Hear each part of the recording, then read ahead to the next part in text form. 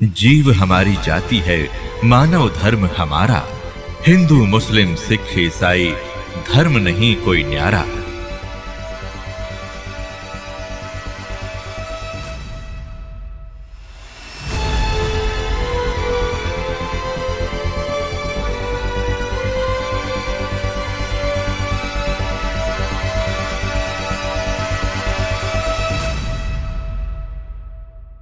फिर एक और मांगा था कि एक और दया करना कि कलयुग में पहले मेरे एक ये प्रार्थना की थी कि आप जबरदस्ती ना करना किसी को भी। सतयुग जब चौथा युग जो कलयुग आए उस समय की किसी को बाई फोर्स ना ले जाना, अपना ज्ञान देना। आपके ज्ञान को माने वो आपका और मेरे उस ज्ञान को माने वो मेरा। परमात्मा बोले तथास्तु, ठीक है। मालिक को मालूम था जब मेरा ज्ञान नहीं समझ में आओगा तो मुझे मानेंगे कैसे, तो पहले ज्ञान दूंगा उनको जाकर के। फिर कहा कि पहले मेरे दूत जावे, मेरे संत जिनको मैं संत बनाकर भेजूं, और बाद में तेरा दूत जावे, तेरा संदेश वाहक जावे। परमात्मा बोले ठीक है तथास्तु, ठीक है भाई। अब फिर यो कहते हैं ना, फिर जब गर्द लगकर बच्चा सुखी खड़ा हो गया, कहने लगा जोगजीत जब तुम कलयुग में जब कलयुग में ये जीव पहुंच जाएंगे ना, इनको ऐसा कर दूंगा, ये भक्ति योग नहीं छोड़ूंगा। कलयुग के अंत में, कलयुग में नाना प्रकार की पूजा इनके फट कर दूंगा। देवी देवल पूजवाऊं, देवल मान मंदिरों में मूर्ति बनवा के, और तीर्थ व्रत झूठे जब तब मन लाऊं। अर जाइयो जोग जीत संसारा, जीव न माने कहा तुम्हारा, जीव तुम्हारा कहा ना माने, हमारी ओर हो बाद बखाने। तुम्हारे विरोध हो जाएंगे, मेरे वकील बन जाएंगे, वाद विवाद करेंगे।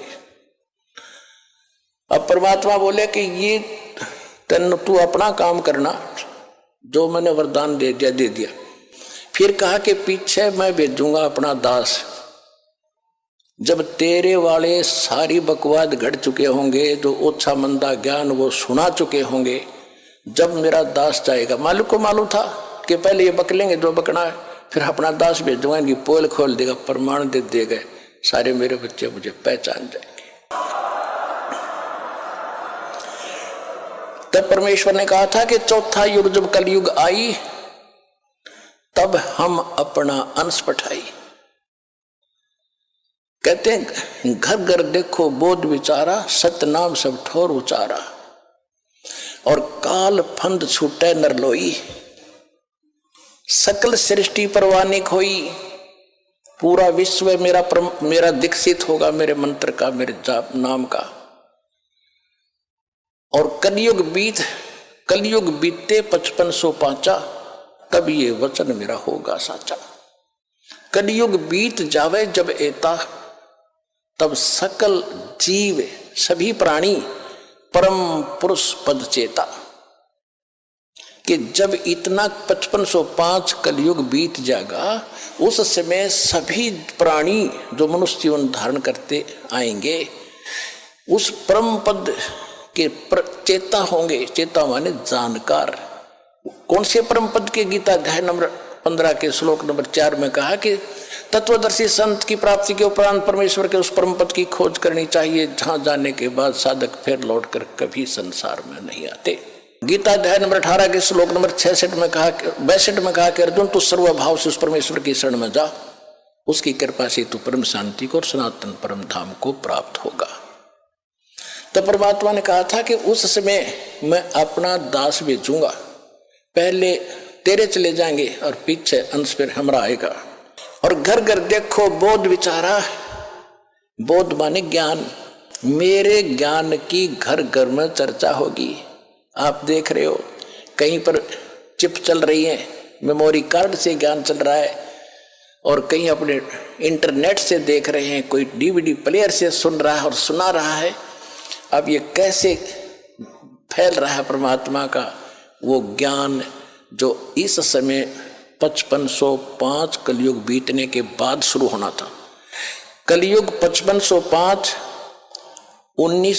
सन 1997 में बीता, उसके बाद से ये सारा प्रचार आपके सामने है। 1997 में इस दास को परमात्मा ने आज्ञा दे दी थी, बेटा खोल दे पिटारे को, भंडारा खोल दे, समय आ गया है, सारा प्रचार कर दे। उसके बाद 1999 में दयाकरी दाता ने एक छोटा सा टुकड़ा करोथा गांव में आश्रम दिया। वहां फिर प्रोजेक्ट लगा लगा के भगवान के बच्चों को दिखाने लगे। पहले गांव गांव में विरोध हो गया हमारा, क्योंकि हम सच्चाई बताऊं, नकली गांव गांव में ठग बैठे विरोध करवा दे, जनता को भुका कर, झूठा है, कपटी है। लेकिन भगवान का वचन था, इसलिए फल गया। अब शिक्षा पर बात आई थी। पहले हमारे पूर्वज शिक्षित नहीं थे, इसलिए भगवान को पहचाना नहीं। आज आपको शिक्षा का विष खिलाना पड़ा दाता ने कि एक बार ये शिक्षित हो जा, बुराई करेंगे ज्ञान से, फिर सेट कर लूंगा इन्हें। लेकिन जब तक ये ज्ञान नहीं समझेंगे, मुझे जानेंगे कैसे? ज्ञान होगा फिर विद्या हमारे, हम अनुरूप प्रयोग करेंगे। अब हम गलत प्रयोग कर रहे हैं। तो इसलिए आपको शिक्षित किया है। इसने कैसा जुल्म कर रखा है। आप जब इस ज्ञान से परिचित होकर फिर सामान्य जीवन जीवोगे, तब पता चलेगा कौन सी आग में जल रहे थे और कैसे परमात्मा ने शीतल जल छिड़क दिया इस तत्व ज्ञान का और सत्य नाम और सार नाम का। तब तुम्हारा कल्याण होगा।